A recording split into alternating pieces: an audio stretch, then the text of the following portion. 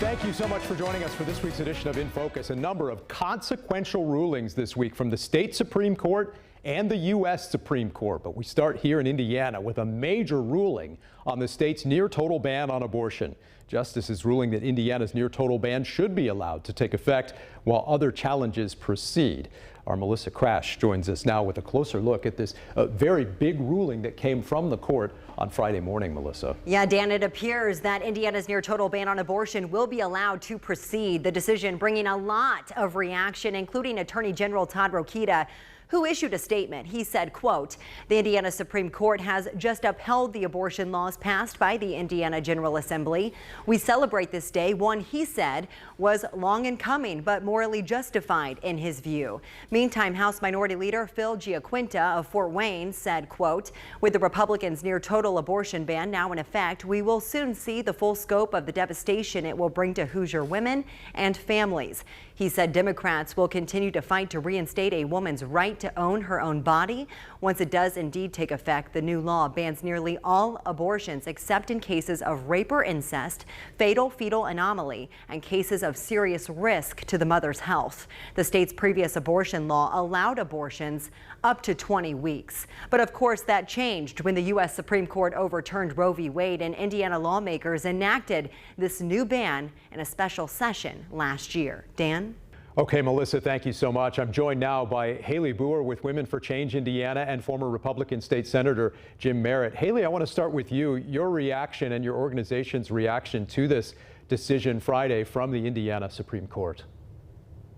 It's a devastating day for Hoosiers. Abortion access is a fundamental right that empowers people to make a decision about their bodies, and imposing this ban takes away autonomy and endangers the lives and well-being of pregnant people. Do you expect there to be further court challenges? The Supreme Court seemed to maybe leave the window open for additional challenges, but nonetheless, this seems to be a big defeat in court on Friday, for certain. It absolutely feels like a defeat, but there are advocacy organizations and folks like ourselves that will continue to advocate for access to safe and legal abortion. So I don't believe this is the end of the road by any means. I think there'll continue to be challenges, whether at the court level or within new avenues within the legislature that will be explored.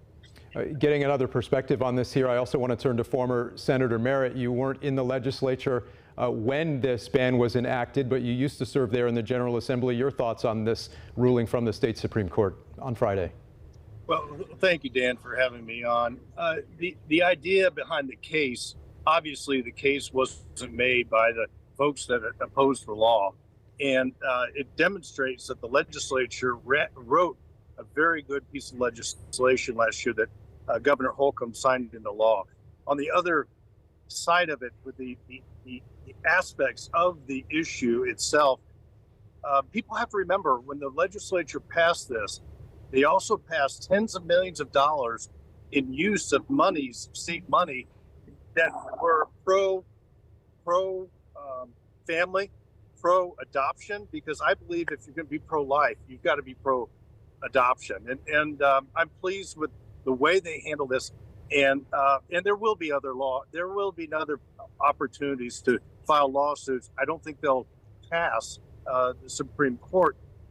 And Justice Goff in the decision had made a mention of having almost like a referendum statewide. I don't think that'll work, but there are lots of interest and lots of opportunities for people to kind of make their case changing the law in the legislature or in the court. And it'll no doubt be a big issue at the ballot box as well. Haley and Jim, our thanks to you both. We appreciate it.